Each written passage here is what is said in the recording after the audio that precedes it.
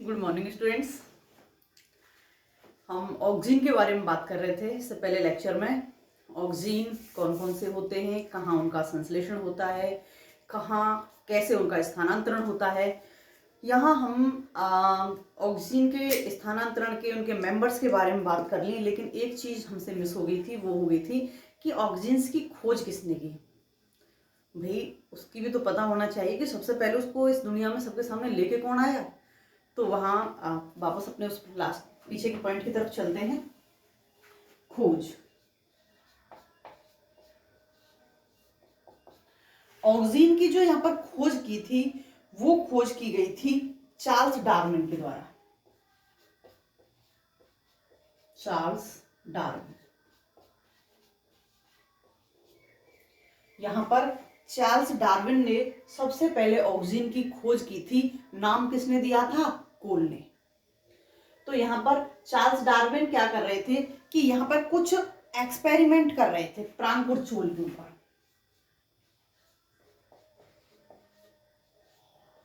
ये प्रांकुर चूल पर प्रयोग कर रहे थे, एक्सपेरिमेंट कर रहे थे।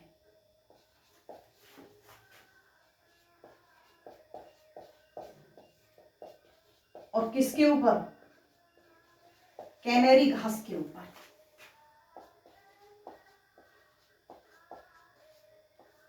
कैनेरी घास के प्रांकुर चोल पर यहां पर ये एक्सपेरिमेंट कर रहे थे। कैनेरी घास का बॉटनिकल नेम होता है फिलेरिस कैनारियंसिस। फिलेरिस कैनारियंसिस।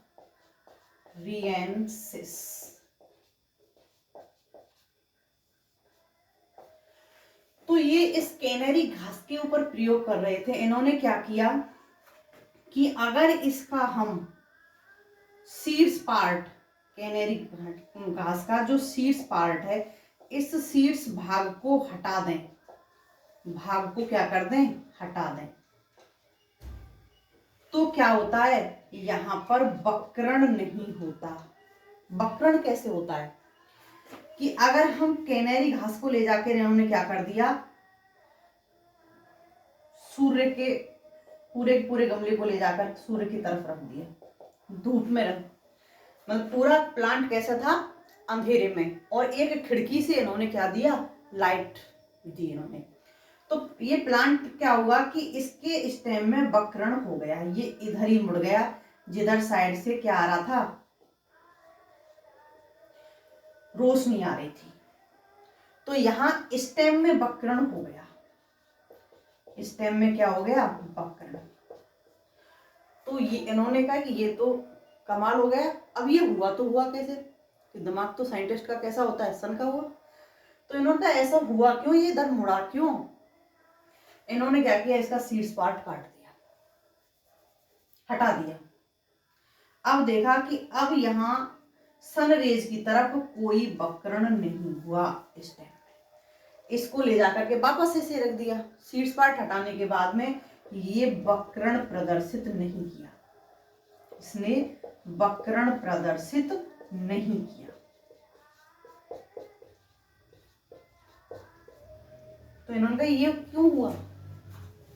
जब सीड्स प्रेजेंट था तो बक्रण था, जब हमने सीड्स को हटा दिया तो यहां पर वक्रता ही नहीं आई, स्टेम घूमा ही नहीं, प्रकाश की तरफ मुड़ा ही नहीं। क्यों हुआ ऐसा? तो यहां पर जब इन्होंने रिसर्च की तो इन्होंने देखा कि जो सीड्स पार्ट होता है, इस सीड्स पार्ट के अंदर एक हार्मोन पाया जाता है जिसे हम क्या कहते हैं? ऑक्सीन। ऑक्सीन हार्मोन की वजह से यहां वक्रता पाई जाती है। इसकी वजह से स्टेम किधर मुड़ रहा था? सूर्य की तरफ, या फिर कहें कि रोशनी की ओर मुड़ रहा था। तो यहां पर खोज इन्होंने की, प्रांकुर चोल पर कार्य कर रहे थे। और प्रांकुर चोल पर जब इन्होंने कैनेरी घास पर ये प्रयोग करके देखा यहाँ पर, तो इन्होंने इसको देखा कि ये तो वास्तव में यहाँ पर किसकी वजह से था? ऑक्सीजन के कारण यहाँ पर ये वक्रता प्रदर्शित हो रही थी।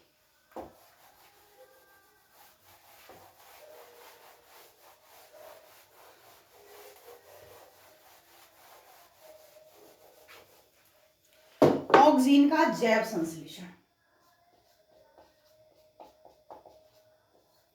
ऑक्सीन का जैव संश्लेषण। किसी भी हार्मोन में सबसे ज्यादा जहां ब्रेन की आवश्यकता होती है याद करने के लिए, जो सबसे ज्यादा टिपिकल होते हैं वो होते हैं जैव संश्लेषण। क्यों? क्योंकि यहाँ पर केमिकल रिएक्शंस होती हैं सारी सारी, जो हमें याद रखनी होती है। कौन से हार्मोन थे, कौन सा हार्मोन की वजह से कौन सी उसमें इसका प्रोडक्ट बनाए। तो देखिए जैव संश्लेषण, जब मैंने आपको हार्मोन्स को बताया था ऑक्सीन के, तो मैंने आपको बताया था कि सामान्य तौर पर पाया कौन सा जाता है, मुखिया कौन सा होता है ऑक्सीन में, IAA, इंडोल एसिटिक एसिड। तो सामान्य तौर पर यही पाया जाता है। तो जैव संश्लेषण भी किसका देखेंगे, IAA का। तो यहाँ जब हम ऑक्सीन का जैव संश्लेषण पढ़ते हैं तो इस ऑक्सीन के जैव संश्लेषण में हम किसको पढ़ते हैं, IA के संश्लेषण को पढ़ते हैं। और इसका जो पूर्वगामी होता है, इसका जो प्रीकर्सर होता है, पूर्वगामी, वो क्या होता है, ट्रिप्टोफैन। इसका पूर्वगामी होता है ट्रिप्टोफैन। पूर्वगामी मतलब जैसे हमारे पूर्वगामी कौन थे, बंदर, 1900 हम बने। तो यहाँ पर जो ट्रिप्टोफैन होता है, ट्रिप्टोफैन से किसका संश्लेषण होता है, इंडोल एसिटिक एसिड का। यहां हम टोटल 4 पाथ पढ़ेंगे। पाथ मतलब रास्ते। तो यहाँ इंडोल एसिटिक अम्ल के निर्माण के 4 हम रास्ते पढ़ेंगे, जिनमें से 3 में क्या होगा, प्रीकर्सर के रूप में ट्रिप्टोफैन। 3 में किससे निर्माण होगा इसका, ट्रिप्टोफैन में। और एक यहाँ पर प्रीकर्सर के रूप में एक पाथ में ट्रिप्टोफैन प्रेजेंट नहीं होगा। तो इसका मतलब कि यहाँ पर प्रीकर्सर के रूप में जो ट्रिप्टोफैन है, मैक्सिमम पाथ कौन से चलते हैं, ट्रिप्टोफैन वाले। इंडोल एसिटिक अम्ल का अधिकतर निर्माण किसके द्वारा होता है, ट्रिप्टोफैन के द्वारा ही होता है। अब देखते हैं 1 बाय 1 पाथ, हम कौन कौन से पाथ हैं। फर्स्ट देखते हैं हम IPA path. IPA path, IPA को क्या बोलते हैं, indole 3 pyruvic acid path. Indole 3 pyruvic acid path, pyruvic acid path. यहां पर क्या होता है, क्योंकि सर्वाधिक मैक्सिमम यूज में आने वाला, मैक्सिमम यूज में आने वाला पाथ है ये।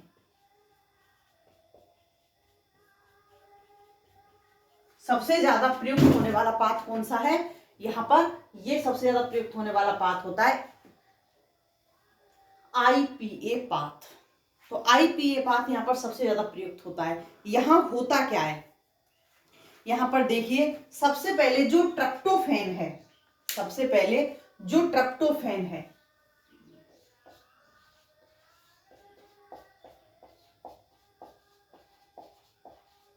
ये ट्रिप्टोफैन ट्रांस एमिनेज की उपस्थिति में, ट्रांस एमिनेज, ट्रांस एमिनेज की उपस्थिति में किस में कन्वर्ट हो जाएगा, IPA में, IPA में कन्वर्ट हो जाएगा, इंडोल 3 पाइरूविक एसिड में कन्वर्ट हो जाएगा। अब यहां पर जो IPA है, ये IPA कार्बोक्सिलेज की उपस्थिति में, ये IPA कार्बोक्सिलेज, IPA कार्बोक्सिलेज की उपस्थिति में अब IPA किस में कन्वर्ट हो जाएगा, ये इंडोल 3 एसिटाल्डिहाइड में कन्वर्ट हो जाएगा। इंडोल 3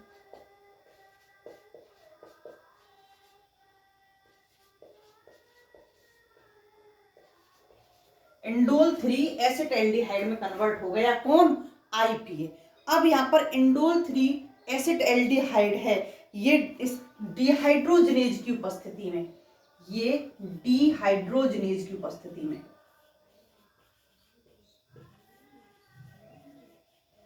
किस में बदल जाएगा, IAA में।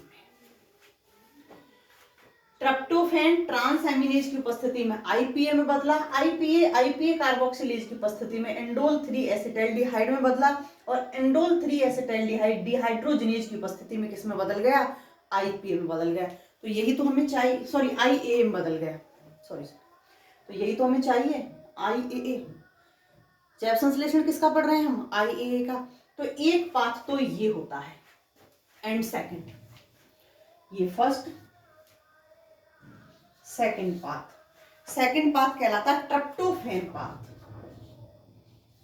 ट्रिप्टोफैन पाथ, ट्रिप्टोफैन पाथ ये किन के अंदर चलता है? जहां पर IPA पाथ क्या होता है? एब्सेंट।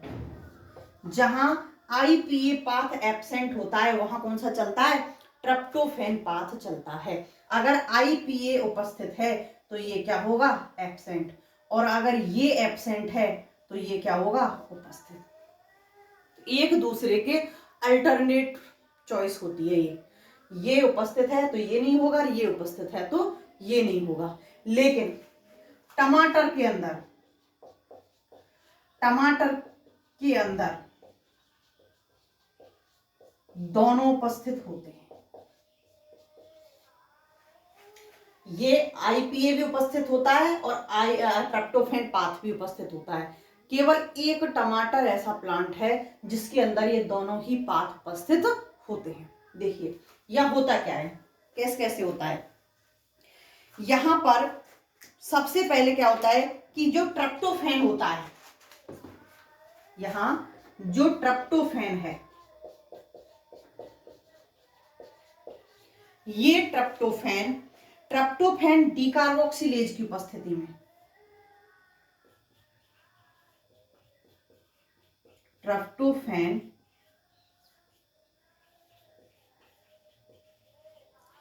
डिकार्बोक्सिलेज, ट्रिप्टोफैन डिकार्बोक्सिलेज की उपस्थिति में किस में कन्वर्ट हो जाएगा? ट्रिप्टोमाइन में। ये ट्रिप्टोमाइन में कन्वर्ट हो जाएगा। ट्रिप्टोफैन किस में बदल गया? ट्रिप्टोमाइन में। अब ट्रिप्टोमाइन एमीन ऑक्सीडेज की उपस्थिति में, ये एमीन ऑक्सीडेज, ये एमीन ऑक्सीडेज की उपस्थिति में किस में कन्वर्ट हो जाएगी? इंडोल एसिटाइलडिहाइड में। इंडोल एसिटाइलडिहाइड,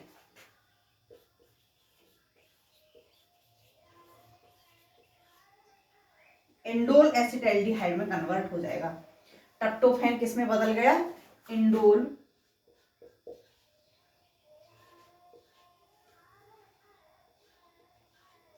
एसिटाइलडिहाइड में कन्वर्ट हो गया है।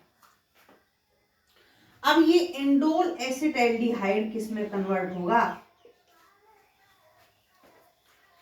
इंडोल एसिटाइलडिहाइड डिहाइड्रोजिनेज की उपस्थिति में IAA में कन्वर्ट हो जाएगा।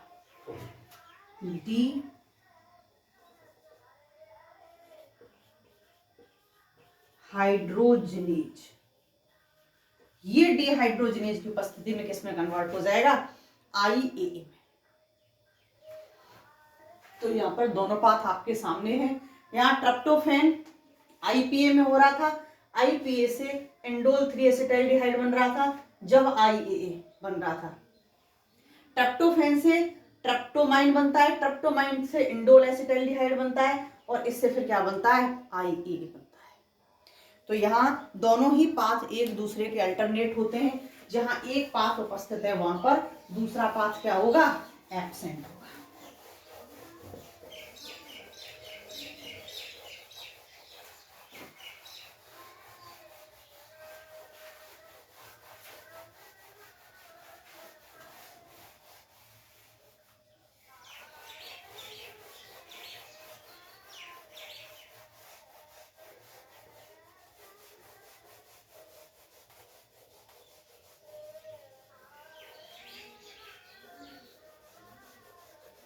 नेक्स्ट थर्ड पॉइंट की तरफ चलते हैं।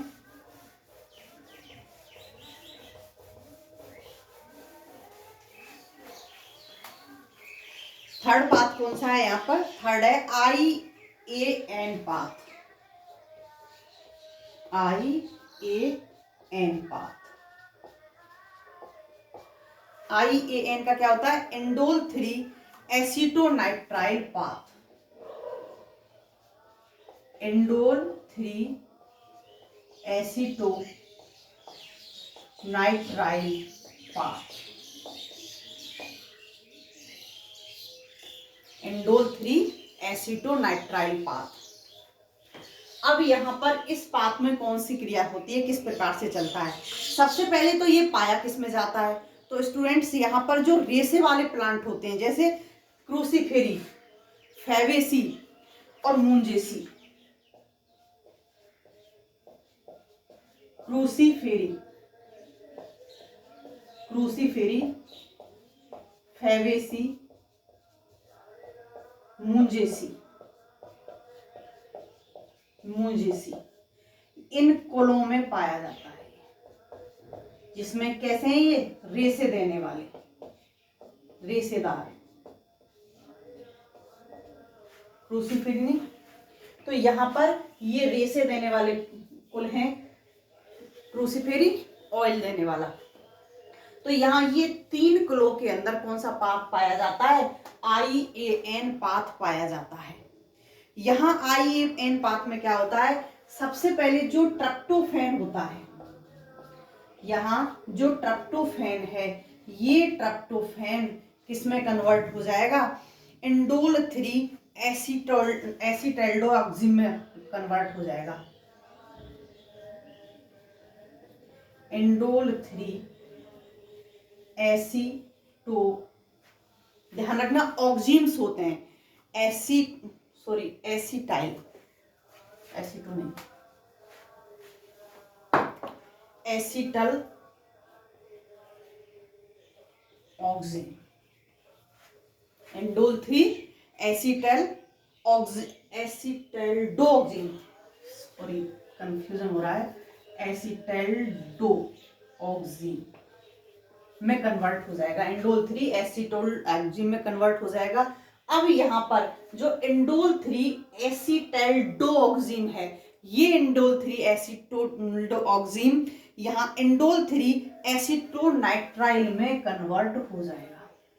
ये इंडोल 3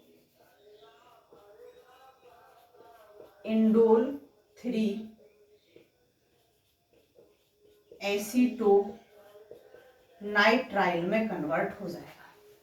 यही तो है इंडोल 3 एसिटोनाइट्राइल। अब ये इंडोल 3 एसिटोनाइट्राइल किस में कन्वर्ट हो जाएगा? क्या पढ़ रहे थे हम? IAA। ये किस में कन्वर्ट हो जाएगा? IAA में कन्वर्ट हो जाता है। तो यहां पर नाइट्रोलेज की उपस्थिति में कन्वर्ट होगा। ये किसकी उपस्थिति में?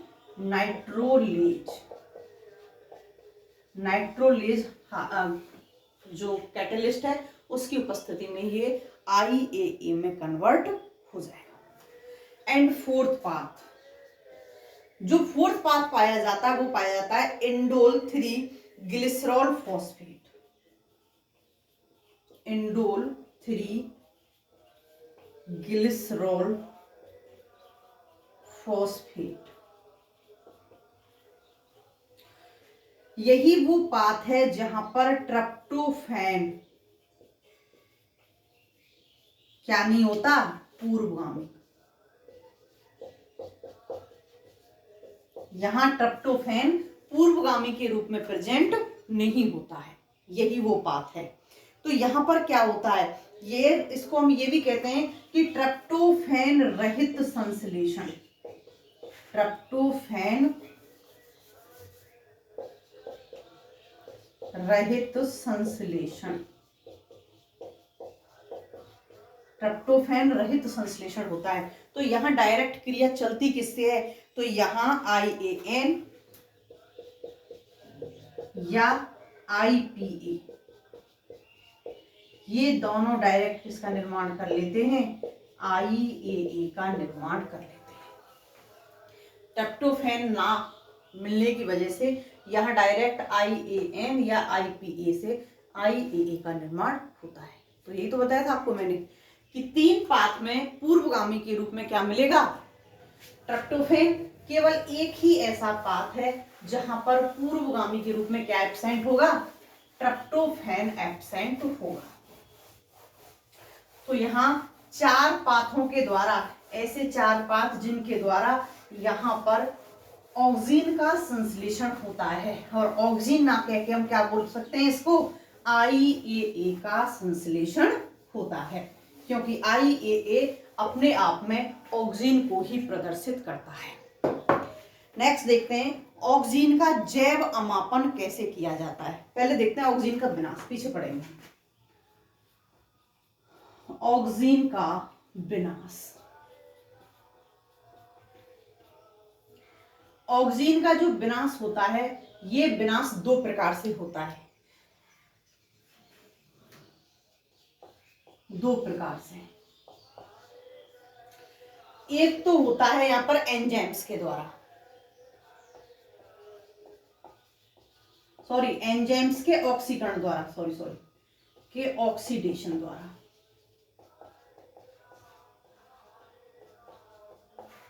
एंजाइम के ऑक्सीडेशन के द्वारा, और दूसरा होता है प्रकाशीय ऑक्सीडेशन,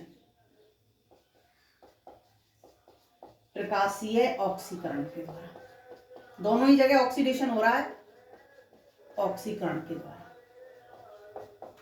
देखिए यहां क्या होता है, जो ऑक्सीजन एंजाइम है, यहां ऑक्सीजन एंजाइम IAA ऑक्सीडेज के द्वारा, IAA ऑक्सीडेज, इस IAA ऑक्सीडेज के द्वारा क्या होता है, ऑक्सीकृत हो जाता है।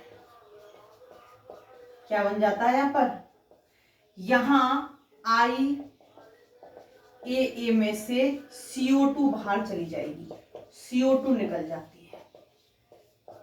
जब यहां CO2 निकल जाएगी तो अब ये IAA क्या हो गया, निष्क्रिय।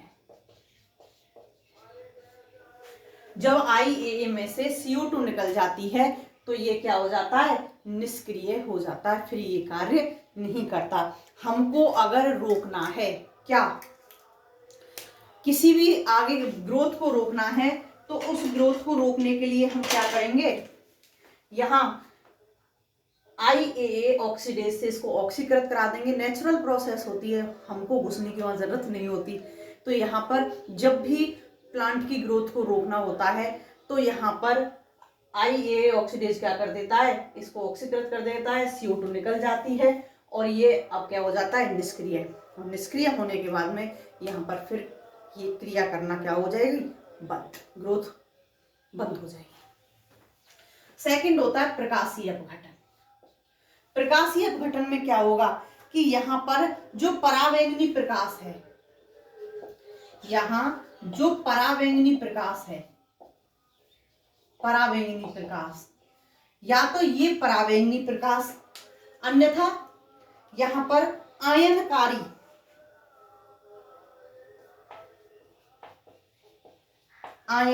प्रकाश, जिसमें आयोनाइजेशन हो सके, वो आयनकारी प्रकाश क्या कर देंगे, IAA को निष्क्रिय कर देंगे, इसको क्या कर देंगे, निष्क्रिय। IAA को क्या कर देंगे, दोनों ही कंडीशनों में IAA क्या कैसे हो जाएगा, इनएक्टिव हो जाएगा, IAA को निष्क्रिय कर देते हैं। तो यहाँ पर अगर IAA ऑक्सीडेज के द्वारा हो रहा है तो उसको बोलते हैं हम एंजाइम का ऑक्सीडेशन, और दूसरा प्रकाश के द्वारा होता है तो उसका प्रकाशीय ऑक्सीडेशन। तो यहाँ 2 प्रकार से ऑक्सीडेशन की प्रक्रिया होती है, या फिर कहें कि ऑक्सीजन के विनाश की जो प्रक्रिया है वो कैसे होती है, 2 प्रकार से होती है। नेक्स्ट देखते हैं ऑक्सीजन का जैव अमापन। ऑक्सीजन का जैव अमापन, ऑक्सीजन का जैव अमापन कैसे किया जाता है, और क्या होते हैं जैव अमापन, किसे कहते हैं हम जैव अमापन। तो जो पादप वृद्धि हार्मोन की उपस्थिति प्रदर्शित करने के लिए जो संवेदी जैविक परीक्षण होते हैं वो क्या कहलाते हैं? जैव अमापन। पादप वृद्धि हार्मोन्स की उपस्थिति प्रदर्शित करने के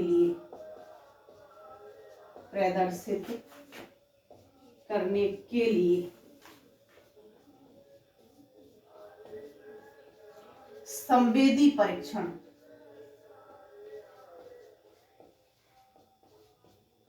जैव अमापन कहलाते हैं। जैव अमापन कहलाते हैं, खूब पूछे जाते हैं जैव अमापन।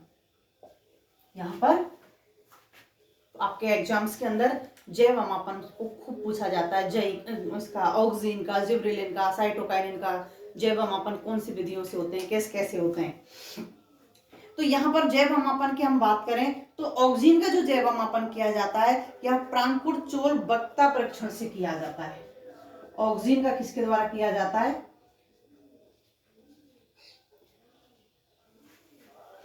प्रांकुर-चोल वक्रता परीक्षण। प्रांकुर-चोल वक्रता परीक्षण जब हमने खोज की बात की थी तो उस वक्त बताया था, और ये प्रयोग किस पर किया था? जई पर। इसका वक्रता परीक्षण किस पर किया जाता है? जई पर। सबसे पहले क्या करते हैं कि जई का जो सीड होता है, जई के सीड को लेंगे, इसको 2 दिन तक अंधेरे में उगाते हैं। जब इससे नवोद्भिद निकल आता है, 2 दिन बाद जब इसका नवोद्भिद निकल आता है, तो नवोद्भिद निकलने के बाद में इस नवोद्भिद के सीड्स को अलग कर देते हैं। सीड्स को अलग कर देते हैं। जो सीड्स अलग किया है, इस सीड्स को हम अगार पर रख देते हैं।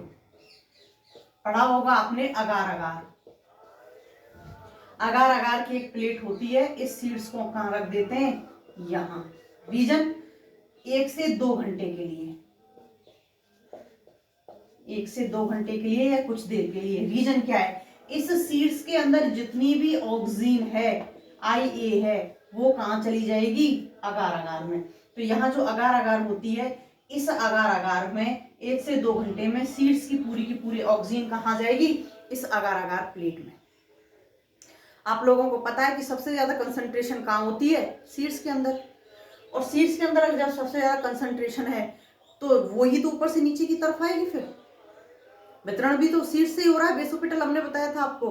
तो यहाँ पर क्या होगा कि ये पूरी की पूरी ऑक्सीजन किस में आ गई? अगार अगार प्लेट में।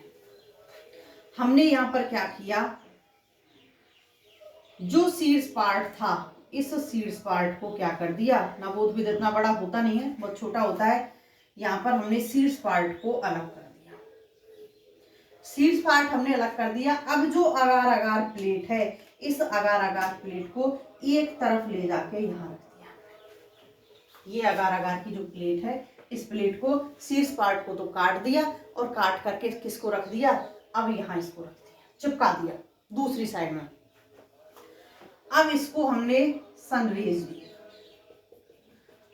धूप में। ये अंधकार की तरफ है, एक खिड़की से हमने धूप दी। अगर खुले में ले जाकर रख देंगे तो चारों तरफ से मिल रहा है, क्या फर्क पड़ेगा उसको। तो हमने एक तरफ से यहाँ धूप दी हमने इसे। तो अब क्या होगा, ये नीचे की तरफ होगा इसका वितरण। धूप में, ज्यादा तीव्र धूप में ऑक्सीजन क्या होगा? नष्ट होगा। ऑक्सीजन का वितरण उस दिशा में होगा जहां प्रकाश कम होगा। ऑक्सीजन का वितरण उस दिशा में होगा, तो ये यहाँ इस दिशा में वितरित होगा। तो अब क्या होगा नेक्स्ट स्टेप में, ये इधर ग्रोथ ज्यादा होगी और इधर ग्रोथ क्या होगी? कम। ये इसके अंदर वक्रता आएगी, और वक्रता आएगी तो ये किधर मुड़ जाएगा? सूर्य की ओर। ये इसका स्टेम किधर मुड़ गया? सूर्य की ओर। रीजन क्या है? क्योंकि इधर की जो सेल्स हैं, इनके अंदर ग्रोथ ज्यादा हो रही है, किसकी वजह से? ऑक्सीजन की वजह से। ऑक्सीजन अधिक मात्रा में है, तो अधिक मात्रा में ऑक्सीजन की वजह से इन सेल्स के अंदर ग्रोथ अधिक होगी, तो वक्रता आएगी, कर्वेचर आएगी, कर्व बनेगा, तो ये किसकी तरफ मुड़ जाएगी? ऑक्सीजन सॉरी सूर्य की ओर। यहां पर जो कोण आता है, ये कोण किसके बराबर होता है? कोण अनुक्रमानुपाती होता है ऑक्सीजन की सांद्रता के, कंसंट्रेशन के।